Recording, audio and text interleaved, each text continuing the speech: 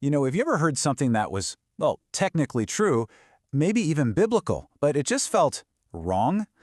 Like there's this kind of truth that sounds really righteous, but it doesn't sound anything like the God we meet in the Gospels.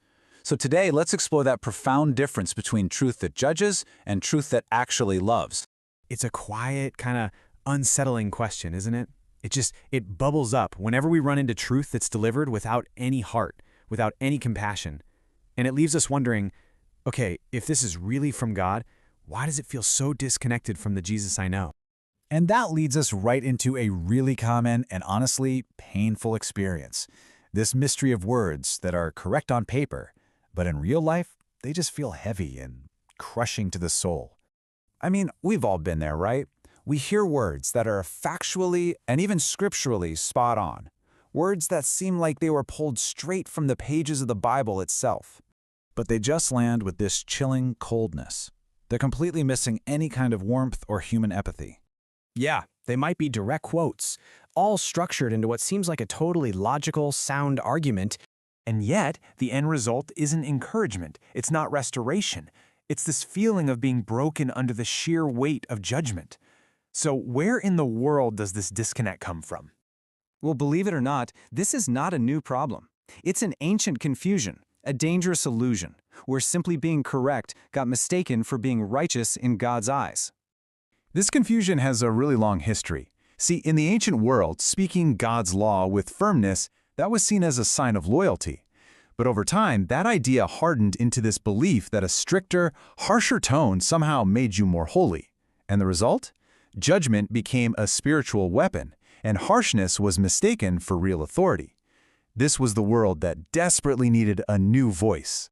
And right into that world, steeped in all this cold, hard correctness, stepped Jesus. And he wasn't softer on the truth, he wasn't tolerant of sin, but he was fundamentally different. He was the perfect intervention. I mean, just look at this contrast. Where the religious voices of his day were thundering condemnation, Jesus spoke with this piercing clarity that was just wrapped in compassion. They were severe with broken people. He was gentle. They exposed people's sins with public humiliation. He spoke the truth without ever needing to humiliate. Through his life, Jesus revealed this just shocking and profound reality. In God's economy, his truth and his heart are inseparable. You just can't have one without the other and still claim you're representing him. But, humanity, then and now, we just keep trying to divide them. This ancient problem plays out today, creating this divide where we often follow one of two pretty flawed paths. So on one side, you've got love without truth. This path offers a lot of approval, but it never calls for any transformation. So it feels really affirming, sure, but ultimately it gives no real direction. Then on the other side, you see truth without love. That's the path of exposure without any mercy. And this can feel incredibly righteous to the person speaking it, but it completely lacks the compassion of Christ.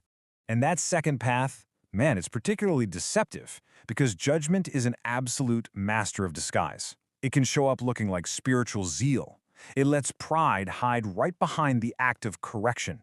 It can wear scripture like a weapon, and it often sounds super doctrinal, all just to make the speaker feel superior. And this leads to that common defense, hey, I'm just telling the truth. But heaven is asking a much, much deeper question. From what heart are those words actually coming? Because see, truth spoken to make yourself feel bigger is not the same as truth spoken to restore someone else. This is exactly why the Bible commands us to speak the truth in love. And the reason isn't because love somehow makes truth weaker or easier to swallow. No, it's because love is the very thing that reveals the nature of God. I mean, anybody can state a fact or quote a verse, but it takes a heart that's been transformed by God to carry his truth without condemnation. All of this, it's pointing us toward a magnificent future hope, a coming kingdom of Christ, where this whole conflict is finally and perfectly resolved for good.